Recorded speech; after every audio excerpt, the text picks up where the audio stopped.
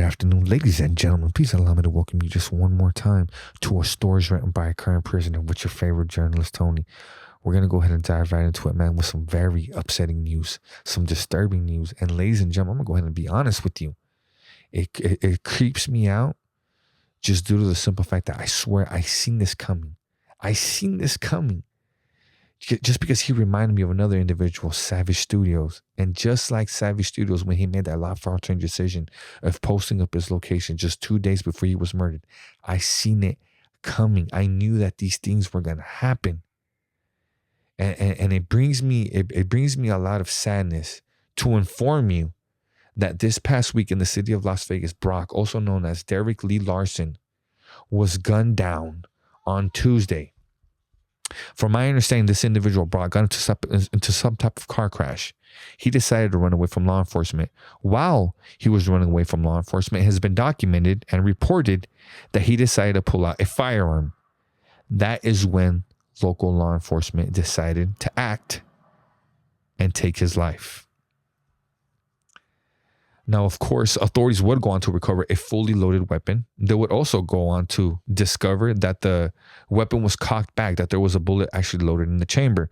For those of you who don't know, you actually have to cock back your weapon in order to fire it. Now, that just leads me to believe that this individual was living on the edge, man. This individual was ready to go. He was ready to engage in some type of firefight, in some type of gun dispute at any given point in time and throughout the day. That's why he had his gun cocked and ready to go. And it doesn't come to us as a surprise because he's an active 2-5 gang member, man.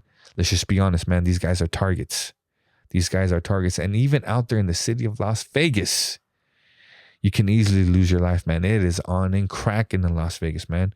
And for all the murders that take place in the city of Las Vegas, especially the ones that take place on Las Vegas Boulevard and Old Town Las Vegas and Naked City and whatnot, these murders are swept underneath the rug. They're forgotten about. They're not reported on. Want to know why? Because it's bad for business. No one wants to go to a place where there's a lot of murders happening, and there's a lot of murders happening out there in the city of Las Vegas. But as I stated before, it's bad for business. So they don't report on it. They're forgotten about. And man, one thing about Brock was in these past few weeks, I did get a chance to conversate with him. And he enlightened me and he let me know, man, that he was in a very dark place. He was in a dark, saddened, mind of state. And that all stems from him losing his wife. He had just lost his wife, I think maybe not even a month ago. He lost his wife in a car accident. And I tried to install these brighter things in his head, like, hey, man, keep your head up, brother. Don't fall into the darkness. Don't let this darkness and this emptiness consume you, as I'm sure it did. And it's very sad, man. This news right here saddens me. And as sick as it sounds, I'm more pleased to hear that he was gunned down by local law enforcement and to hear that he was gunned down by another gang member. Because honestly, that's what I thought was going to happen to him. That he was eventually going to get caught slipping, that he was going to get gunned down. And it's sad, man. It's very, very sad. You have to be very careful with the type of energy that you put out there. You have to be very careful on social media. It's a small, small world, ladies and gentlemen. And I can tell you right now that content creators have lost their lives. Content creators have been shot. I've had a guest that has lost their life.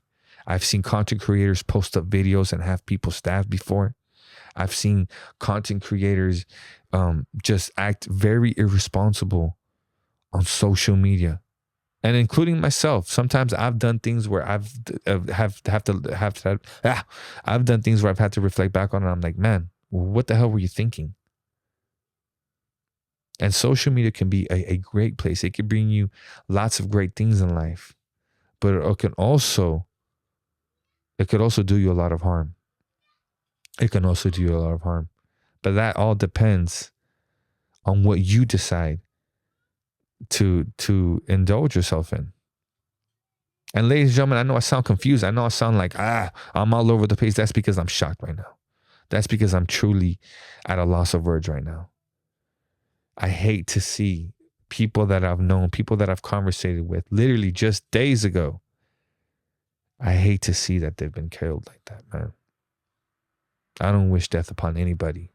I'm a firm believer that anybody can change. I'm a firm believer that anybody can change their ways, including Brock, including anybody out there, including you, if you're still living on the edge. It's sad, man. This individual Brock was telling me, man, that he was, for the first time in life, he was actually able to live life. For the first time in his life, he was able to afford these new things. For the first time in his life, he was able to travel and see things that he's never got to see before. He was able to do things he's never done before. He was able to give his wife, his family, a better life. And it's sad to see that it's all gone now. Just like that, his wife is gone. He's gone. Just like that, a whole chapter, it's gone.